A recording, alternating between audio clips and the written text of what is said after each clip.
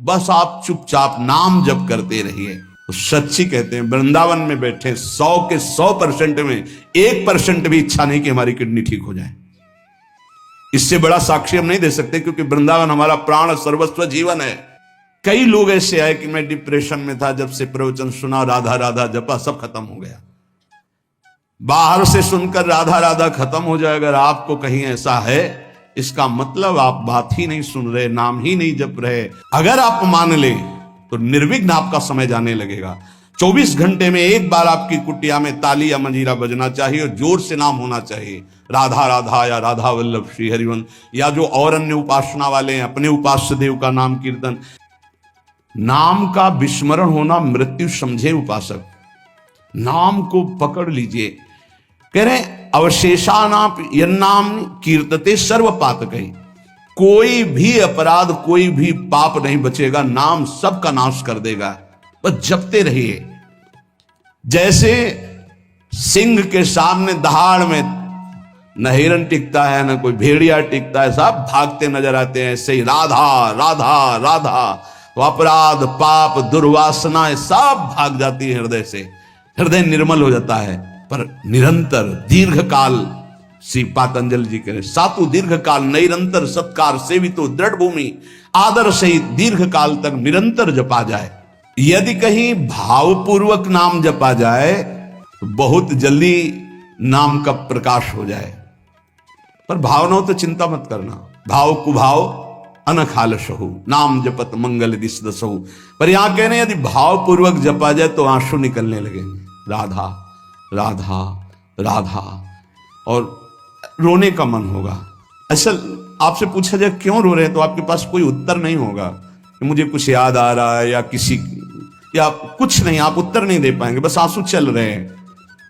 सर्वोत्तम साधना नाम की, जैसे धातु को शुद्ध करने के लिए अग्नि में डाला जाता है, जलाकर मल रहित कर देती है, ऐसे नाम से एक अग्नि पैदा होती है, साधक उसको सहे। जब अग्नि जैसे होती तो ताप होता है, ऐसे नाम जपने से हृदय में एक जलन पैदा होगी जो तुम्हारी दुर्वासनाएं छुपी हुई उनको भस्म करेगी। उस समय आप विचलित मत होइएगा, गंभीर धैर्यपूर्वक उस ताप को सह लीजिएगा। विश्वास कीजिए अनंत जन्मों की जलन मिट जाएगी अगर सह गए। अगर मनुष्य नाम के बल से इस जलन को सह जाए तो फिर नरक यंत्रणा, मां के गर्भ में जाना, ये सब खत्म हो जाएगा। देखो हम बड़े बड़े कष्ट सहने के लिए तैयार हो जाते हैं जब हमें पता हो जाता है कि अब हमको ऑपरेशन करवाना ही पड़ेगा। अब फिर राजी हो जाते हैं, पैसा दे देते हैं, दस्तखत कर देते हैं कि यदि हम मर जाएं तो आपका कोई दोष नहीं। क्यों? अब वो पीड़ा हटानी है। हो सकता है महीनों बिस्तर में हमें, हो सकता है इन्फेक्शन भी हो जाए, परेशान, पर ऑपरेशन करना ही पड़ेगा। ऐसे ही मान लीजिए अब ये ऑपरेशन करना ही पड़ेगा। जन्म जन्मांतरों से हमारा भव रोग बढ़ चुका है, अब ऑपरेशन के लिए तैयार हो जाइए। ऑपरेशन के लिए तैयार क्या होता है? चीड़ा फाड़ा जो लगेगा, सुन्न का सुई लगेगा, बड़ा कष्ट सहना पड़ेगा, महीनों बिस्तर में पड़े रहना पड़ेगा, पर हम वो करेंगे अब, क्योंकि इस रोग से निवृत्त होना है। ऐसे ही हमको विकारों से जलना पड़ेगा, हमको प्रियजनों की भावनाओं से बचना पड़ेगा, हमको अपनी प्रिय भावनाओं से बचना पड़ेगा, हमको अकेला अकेला पूरे विश्व से युद्ध करना पड़ेगा, तब भव समुद्र से पार होता है। भव रोग से क्या अकेला? इस मार्ग में कोई किसी का सहयोगी नहीं होता, पक्का समझना। आपको स्वयं लड़ना होगा, क्योंकि अंदर का विषय होता है। बाहर तो हजारों लोग मित्र हैं, लेकिन मेरी अंदर की सामर्थ्य हमको बचाएगी। बाहर की सामर्थ्य जन समुदाय की नहीं बचाएगी। हमारे अंदर कोई वृत्ति आ रही हो, अंदर का भजन बचाएगा, बाहर का नहीं। एक एक वृत्ति आपको सुधारनी, आपको लड़ना होगा। पर आप अगर निश्चय कर ले तो आप लड़ सकते हैं, क्योंकि आप हरि के अंश हैं, आप में सब सामर्थ्य है। देखो लगता है कि एक सुई लगती है तो लगता है हम नहीं सह पाएंगे, भारी से भारी जब कष्ट आए तो सब कोई सह जाता है। ऐसे जीवन में सबके कष्ट आते हैं। बहुत सामर्थ्य है आप में, आप बहुत कुछ सह सकते हैं, आप टूटिएगा नहीं। जैसे प्रलयाग्नि प्रकट होती है तो सबको भस्म कर देती है, ईंट आदि सब द्रवित हो जाते हैं, सब कुछ द्रवित, भयंकर अग्नि में सब द्रवित हो जाते हैं, सब राख हो जाते हैं।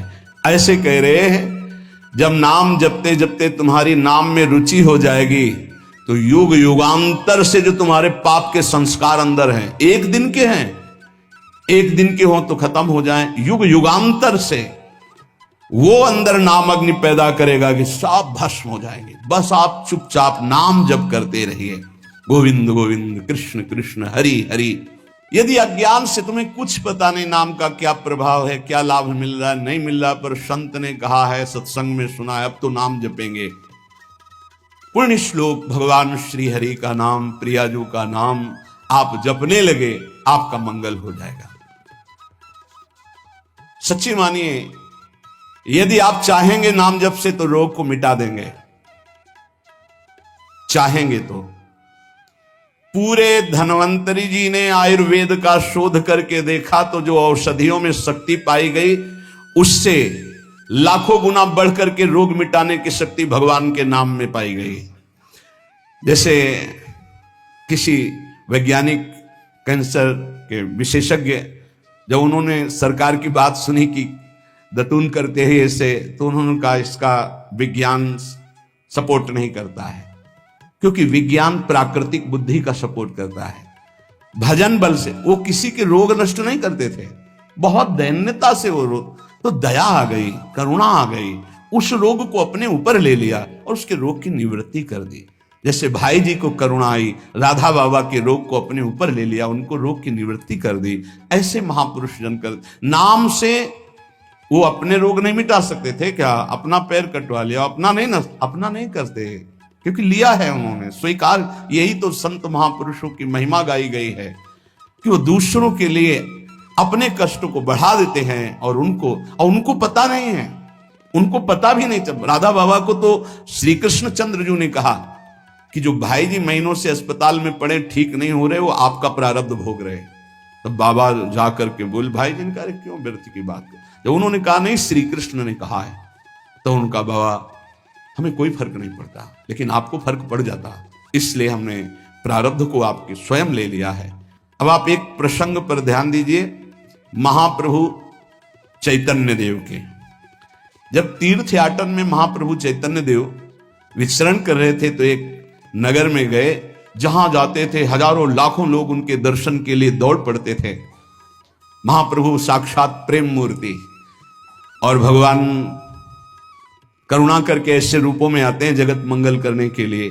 हरि बोल, तो पूरा समुदाय भावावेश में हो जाता, हरि बोल, मोर प्राणनाथ कृष्ण, अश्रुप्रवाह तो सब विकल हो जाते। जैसे भरत जी चित्रकूट में सिया राम, तो पूरा चित्रकूट मानो सिया राम में हो गया हो। उस नगर के लोग परमानंद का लाभ लिए, महाप्रभु चैतन्य देव चल दिए। एक वासुदेव कुष्ठी थे, जिनके गलित कुष्ठ शरीर में था, वो चल नहीं सकते थे, तो घुटनों के बले से रगड़ रगड़ करके वहां आए। जब वहां आए तो भीड़ लगभग जा रही थी, तो उनका कहाँ गए वो सन्यासी महापुरुष जिनके सब दर्शन करने आ रहे थे, मैं नीच भी दर्शन करने आया, कहाँ गए? बोले वो तो चले गए। बहुत विकल हुए, रो पड़े कि वैसे ही दुर्दशा भोग रहा हूं, एक बार नाम सुना था, दर्शन पाने के लिए आया, वो तो चले गए, हाय अब कैसे, मैं चल भी नहीं सकता, दौड़ भी नहीं सकता। इतनी विकलता कि महाप्रभु एकदम खड़े हो गए और दौड़ पड़े वापस, और लौट करके आए। ओ जेव देखा सामने गौर वर्ण गौरांग महाप्रभु, चिल्ला कर रो पड़े, अरे करुणा में प्रभु। बोले सिर्फ आपके लिए आया हूं, सिर्फ आप। अब आप देखिए, महाप्रभु ने पकड़कर खड़ा किया, वो रो रहा, छुओ मत, मेरे शरीर में पीप है, दुर्गंध है, प्रभु मैं नीच हूं, छूने लायक नहीं। प्रभु ने खड़ा किया और ऐसे जीव ही गले से लगाया, वो तो चीख पड़ा, प्रभु आपके इस परम पावन देह के स्पर्श लायक ये दे नहीं, नाथ आपके शरीर में पीप लग जाएगी। महाप्रभु ने बिल्कुल नहीं सुना और ऐसे गले से लगाया और कहा, तुम्हारे स्पर्श से श्री कृष्ण के आलिंगन का सुख मिल रहा है। जे भी आंख खोलकर वासुदेव कुष्ठी ने देखा तो कहीं कोई कुष्ठ नहीं। वैज्ञानिक मानेंगे इसे? आप चैतन्य चरित्र में पढ़ लीजिए, जे भी महाप्रभु चैतन्य देव ने आलिंगन किया, एक भी कुष्ठ का दाग नहीं रह गया। क्या हुआ? कृष्ण नाम का प्रभाव।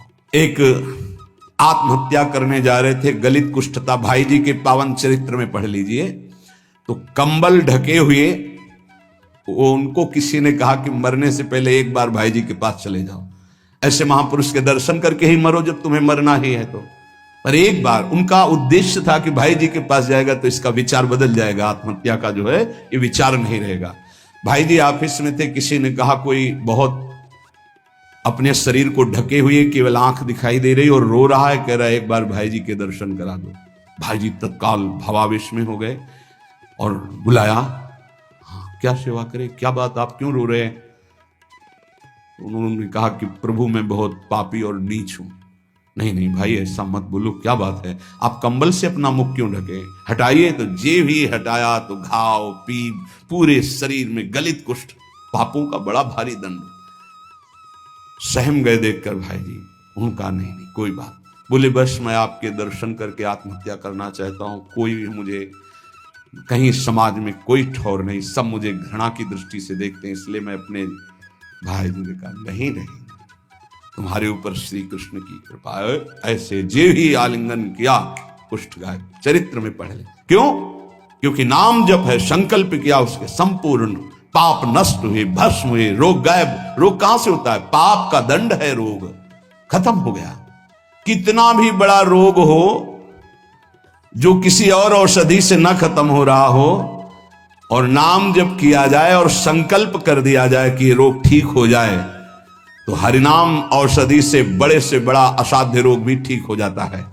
बोले कर लो अपनी किडनी ठीक, बीमार तो हो आप। तो सच्ची कहते हैं वृंदावन में बैठे 100 के 100% में 1% भी इच्छा नहीं कि हमारी किडनी ठीक हो जाए। इससे बड़ा साक्षी हम नहीं दे सकते, क्योंकि वृंदावन हमारा प्राण सर्वस्व जीवन है। 1% 100 में नहीं कि ठीक हो जाए, जैसे चला रहे वैसे चलाओ। अब इससे हमें ठीक होने का तात्पर्य नहीं, क्योंकि जो ठीक होना चाहिए वो ठीक हो गया। हम भले हैं, बुरे हैं, नीच हैं, अच्छे हैं, जैसे हैं। अपनी प्रियाजू के ठिकाना मिल गया गोरे चरणारविंद का, इसलिए इसकी जरूरत नहीं है। आप चाहे 100 वर्ष रखो, चाहे 1 सेकंड में इसको बुला लो, कोई परवाह नहीं इसकी। 100 गोपाल शास्त्र नाम का रोज पाठ करते थे, गिरिराज जी की परिक्रमा करते थे, पूरा जीवन हो गया था। और पैरालिस आधे शरीर में उनके हो गया, लकवा जिसे कहते हैं, लकवा ही तो कहते हैं हिंदी भाषा। तो हरि बाबा, पूज्य उड़िया बाबा, ये सब जानते थे, इतने बड़े महापुरुष थे। उनके पास गए और कहा बाबा काहे को लीला कर रहे हो, अगर आप संकल्प करो तो पूरे भारत का पैरालिस ठीक हो जाएगा, आप अपने क्यों असमर्थ होकर पड़े हुए हो? तो उनका बाबा विनोद क्यों करते हो? क्या मच्छर मारने के लिए ब्रह्मास्त्र का प्रयोग किया जाता है? अरे ये शरीर छूटेगा आज नहीं तो कल, इसके लिए भगवान नाम और भजन का प्रयोग करें। नहीं, बाबा मुस्कुरा दिए। पर शास्त्रीय सिद्धांत, यदि आप औषधि से भी नहीं ठीक हो रहे हैं, नाम जप कीजिए और संकल्प कीजिए कि ये रोग ठीक हो जाए, पक्का ठीक हो जाएगा। जब उस पाप की नष्ट करने योग्य आपका भजन बन जाएगा, पक्का ठीक हो जाएगा। जिनके स्मरण और नाम कीर्तन से संपूर्ण मानसिक चिंताएं, शारीरिक रोग और भी व्याधियां, वो सब नष्ट हो जाएंगी नाम से। मानसिक चिंताएं, कई लोग ऐसे आए कि मैं डिप्रेशन में था, जब से प्रवचन सुना, राधा राधा जपा, सब खत्म हो गया। बाहर से सुनकर राधा राधा खत्म हो जाएगा, अगर आपको कहीं ऐसा है, इसका मतलब आप बात ही नहीं सुन रहे, नाम ही नहीं जप रहे। अरे नाचने का मन होता है। आधयो व्याधयो यस्य स्मरणान नाम कीर्तनात्, कोई भी मानसिक या शारीरिक कष्ट उसे व्यापता ही नहीं जो नाम जप कर रहा है। सच्ची मानिए, आप पकड़िए, इस बात को पकड़िए, नाम जप से सब कुछ ठीक हो। एक बहुत डिप्रेशन में यहीं आए हुए थे, उनको हमने बताया सबके जूते साफ करो, यहां सबकी पादुका साफ करो, वाणी पाठ में बैठो और पाओ श्री जी की जूठन, ठीक हो जाओ। यह कोई आशीर्वाद नहीं था, यह पाप नष्ट करने की प्रक्रिया थी। जब आप सबकी पादुका साफ करोगे तो आपके सारे पाप नष्ट हो जाएंगे। पर देहाभिमान प्रबल, पादुका हम सबकी, ये बहुत बड़ी बात है। बड़े सौभाग्यशाली जिनको ये रहस्य पता चल जाए कि सब संतों के बाथरूम साफ करने का अवसर मिले, पादुका साफ करने का अवसर मिले, जूठन फेंकने का अवसर मिले, तो अहो भाग्य, जीत गए आप इस माया पर। पर यह बात सबकी समझ में नहीं आएगी, क्योंकि अभिमान नष्ट होता है। जिस समय आप दूसरों की पादुका साफ करेंगे, उस समय आपके पाप और अभिमान दोनों का नाश हो जाएगा।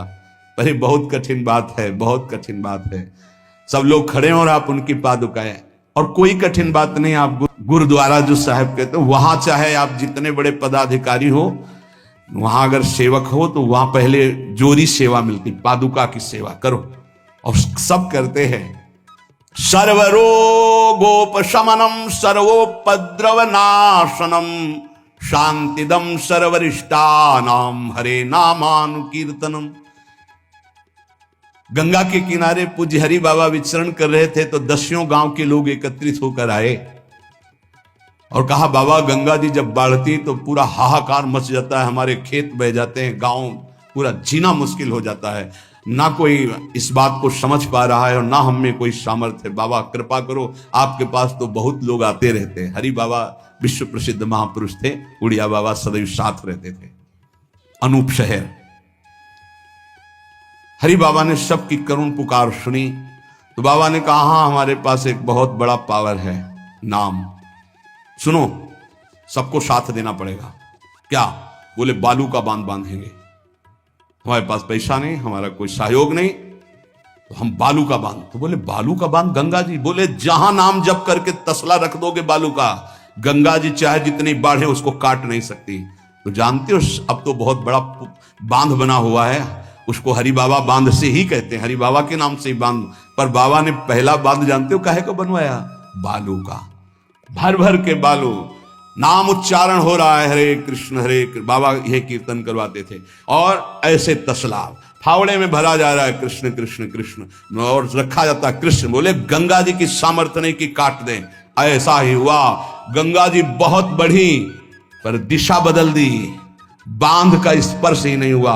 और आगे चलकर जब पता चला कि बाबा ने ऐसा बांध, तो फिर सब मिलकर सरकार ने भी बहुत सुंदर बांध बना हुआ है, और वहां आज भी कीर्तन अखंड चलता रहता है। बहुत बड़े बड़े महापुरुष वहां बैठ करके साधन भजन भी किए। हरि बाबा उड़िया बाबा जब थे तो भाई जी महाराज, बड़े बड़े संत जाकर वहां सत्संग करते थे। नाम का प्रभाव गंगा जी ने नहीं स्पर्श किया, उस बांध को जो बालू का बांध दिया गया। आप समझते क्या? नाम में अपार। कैसे कोई वैज्ञानिक मानेगा इस बात को कि ये नाम का प्रभाव? रोज नाम कीर्तन में वर्षों से एक भक्त जाते थे। बाबा ने पूछा, देखो अगर संत किसी को पूछते हैं तो आप ये समझ लो कि आपके जन्म जन्मांतरों के सुकृत सफल हो गए कि आप उनकी स्मृति में हैं। वैसे तो दृष्टि नहीं जाती, पर सब जब जहां अपनापन हो जाता है दृष्टि, वो भगत नहीं दिखाई दे रहे तो उनका प्रभु तो आज ही पधार गए बिना कीर्तन के। ये कोई 200-400 वर्ष नहीं हुए हरि बाबा को गए, भी बहुत 60-70 वर्ष हुए होंगे। उड़िया बाबा, हरि बाबा, भाई जी सब एक समकालीन महापुरुष है। उनका बाबा, उनका तो विमान बन रहा है, वो तो दाह संस्कार के लिए ले जाए जाएंगे। बोले नहीं, पहले विमान यहां लाओ। बाबा घंटा बजा करके बोलते, हरि बोल। मारा घंटा में ध्वनि हरि बोल का, विमान की रस्सी खोल दो। 2-4 बार घंटा जे भी बजा उठ के बैठ गया। बोले ये कीर्तन के बिना कैसे जा रहे हो? अब आप ये वैज्ञानिक कोई मानेगा? ऐसा कैसे हो सकता है? अरे कर तुम अकर तुम अन्यथा कर तुम, जहां सुई का धागा नहीं जाता वहां से अनंत ब्रह्मांड पार कर दे, उसे परमात्मा कहते हैं, उसे भगवान कहते हैं। कीर्तन हुआ, बोले अब जाओ हमारे हरि के पास। तत्काल मूर्छाई, शरीर छूटा, विमान पे चिता। ये हजारों की भीड़ के बीच में हुआ, कोई अकेले एकांत में नहीं हुआ।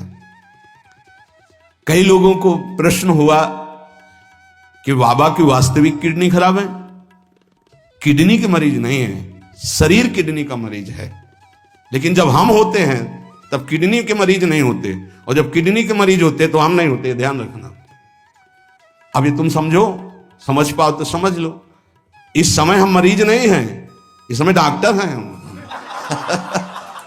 अभी जब इससे उतरेंगे तो मरीज हो जाएंगे, पकड़ लेंगे लोग, वहां खड़े करेंगे। ऐसे बैठे रहेगा, चलता रहेगा। ये केवल राधा नाम का प्रभाव समझो। ये केवल राधा प्रताप है, श्री जी का प्रताप है। ये नाम प्रताप है। जब साधु नहीं रहता ना तो उसकी जीवनी में लिखा जाता है, तो बोले अच्छा ऐसा था, और जब सामने है तब समझ में नहीं आता, माया समझने नहीं देती।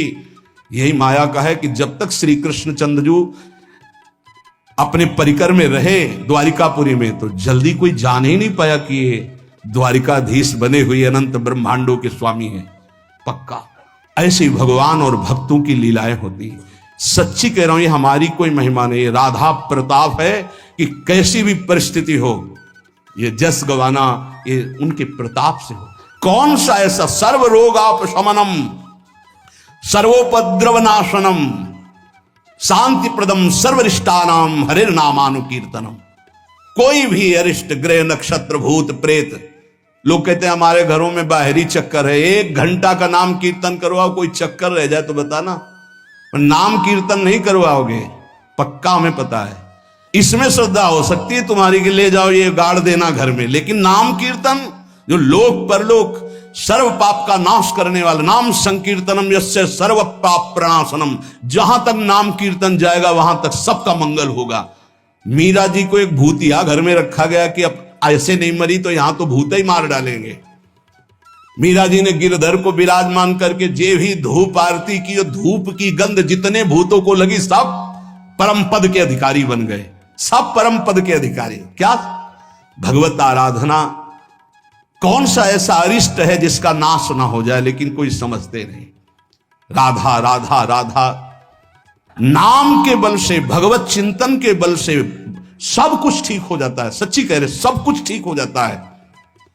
संकीर्तमानो भगवान अनंत। एक बार जो हमारे सन्यासी गुरुदेव भगवान थे, बिल्कुल साधारण बात, गांव के लोग, महाराज जी हमारी भैंस बहुत बीमार हो, वो मर गई तो हम गरीब आदमी मर ही जाएंगे, क्योंकि उसी के दूध से परिवार चलता है। हम छोटे थे, गुरुजी के पास नीचे बैठे थे, गुरुजी तखत में। अरे भैया हम तो कोई पशु के डॉक्टर थोड़ी हैं। कहा स्वामी जी हमें पता है आप कर सकते हो। एक अपनापन होता है। तो ऐसे नारियल का कमंडल रखा था, उनका नारायण नारायण नारायण कटोरी में डाला और कहा ले भैंस को पिला देना। अरे भैंस ठीक हो गई। अब जितने भैंस हो गाय के तो सब वहां भीड़ लगने लगी। गुरु जी ने कहा भैया पशु के डॉक्टर थोड़ी, वो बेचारा गरीब आदमी था, ऐसा कह रहा। संकल्प कर ले और संत कह दे तो क्या नहीं हो सकता, क्या नहीं हो सकता। जाओ तुम्हारा मंगल हो जाए, तो उनके पास भजन है, उसके बल से मंगल हो जाता है। ऐसा थोड़ी कि वो कोई सिद्धि जानते कि तुम्हारा रोग नष्ट कर देंगे, जाओ तुम्हारा मंगल हो जाए। उनके पास नाम बल है, उससे हो जाता है।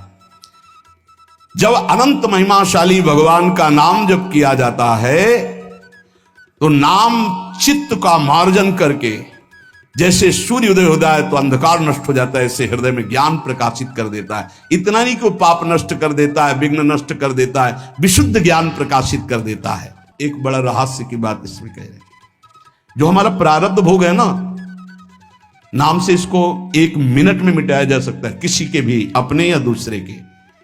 लेकिन हम बहुत बड़ा प्रारब्ध मिटा रहे हैं। अनंत जन्मों के कर्म संस्कार जो हमें बार बार जन्म मरण के चक्र में फंसाते हैं, आखिरी जन्म होना है, इसलिए इस शरीर के प्रारब्ध तो सह लेते हैं और आगे के जितने हो, पीछे के जितने हो, सबको भस्म करके भगवत प्राप्ति कर लेते हैं। इस रहस्य के कारण बड़े बड़े संत अपने शरीर के प्रारब्ध को नहीं मिटाते हैं। यद्यपि सामर्थ्य उनमें है, ऐसा नहीं कि वो नहीं मिटा सकते, बड़ी सामर्थ्य है। कैसी कैसी सामर्थ्य भाई जी महाराज के चरित्र में पढ़ करके आप देखो, अभी कोई बहुत वर्ष थोड़ी हो गए भाई जी को अंतर ध्यान हुए। कैसी कैसी सामर्थ्य सिद्ध महापुरुषों में हुई है नाम के बल से। लेकिन उनके शरीर में, जिस दिन बाबा का शरीर पूरा होना था, अंतिम समय था, सुबह उठे, ऐसे सत्संग हाल में आए और कहा आज तो स्मशान होगा। किसी को समझ में नहीं आ रहा था, बोले आज स्मशान होगा, किसी को समझ नहीं। अपने आप बैठ गए। जो भागवती कथा कह रहे थे आनंद चैतन्य ब्रह्मचारी, उनसे कहा कि आप रुको, और 2 श्लोकों की व्याख्या की। यद्यपि आत्मा का जन्म मरण नहीं होता, अजन्मा है, अविनाशी है। दूसरा, जिसका जन्म होता है उसका मरण निश्चित होता है, इस शरीर का। व्याख्या की, पद्मासन लगा के बैठ गए, कहा शुरू करो। किसी को कुछ समझ में नहीं आ रहा। 5 मिनट बाद ही घटना घटती है।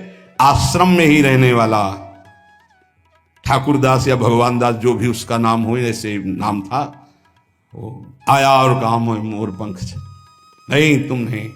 वो गया और गड़ासा लेकर जिससे चारा काटा जाता है, 6-6 इंच के घाव बाबा के हो गए। इतनी रफ्तार से मारा कि पूरी सभा लगी थी। पार्षदों को तो कुछ होश ही नहीं कि हो क्या रहा। सामने एक बुढ़िया माई बैठी थी, वो दौड़ गई और ऐसे पकड़, बुढ़िया माई उसको ऐसे पकड़ लिया। तब पकड़ते पकड़ते भी 5-6 गड़ा से बाबा के फव्वारे खून के ऐसे आखिरी बाबा के मुख से निकला, ओ शांत। हृदय विदीर्ण हो गया कि अरे ये क्या लीला है। क्या वो जान नहीं रहे थे कि ये होने वाला है। पूज्य स्वामी श्री मग्नानंद सरस्वती जी महाराज हमने बताया है, सुबह बैठे और कहा सुनो, जैसे शरीर हमारा छूटे ना, एक ऐसा बॉक्स जैसा बनाना और उसमें पधराते समय सोचना कि भगवान विष्णु अपनी शेषशैया पर शयन करने जा रहे हैं और गंगा में प्रवाहित कर देना। अच्छा भाई, तो तुम लोगों में कौन कौन हमारे साथ चलेगा? अपने शिष्यों से कहा। तो सबसे बड़े शिष्य शिवानंद स्वामी थे। तो उनका सरकार जहां आप हो, हम बोले नहीं, तुम नहीं, तुम विज्ञ हो, समस्त हमारा आंतरिक ज्ञान तुम्हें प्राप्त हो चुका है, तुम जन समुदाय को ज्ञान प्रदान करोगे। और कौन कौन चलेगा? तो 10 लोगों ने कहा कि आपके साथ ही हम चलेंगे। ये किसी को पता नहीं था कि आज ही घटना घटने वाली है। ठीक है। ठीक 2 बजे बाबा सरकार लघु शंका के लिए निकलते थे, आसन से हटकर फिर आसन में बैठ जाते थे। जेवी लघु शंका के निकले तो एक बावरा आदमी जो वहीं आश्रम में ही आकर के टिका था, सबको लगता था ये कुछ खतरा पैदा करेगा। वो गांजा पीता था, कुल्हाड़ रखता था साथ। बाबा सरकार रोज अपने भोग से दूध उसे पिलाते थे। जेवी लघु शंका को निकले 8-10 कुल्हाड़ ऐसे महापुरुष के जो अस्थिमात्र हो रहे शरीरा, योग के पुंज एक ही समय में कई जगह पाए गए। ऐसे सिद्ध महापुरुष मग्नानंद सरस्वती जी महाराज एक ही समय में कई जगह पाए गए। बाबा सरकार को लहू लुहान हो गया। आए उस स्थिति में सब अधकटे अंग सिद्धासन में बैठ गए। वो पीछे आया और जिन 10 लोगों ने कहा था साथ चलेंगे, साहब को मार के, और जिन लोगों को बाबा सरकार ने कहा था नहीं, एक भी खरोच उनके शरीर में नहीं आई और भाग गया।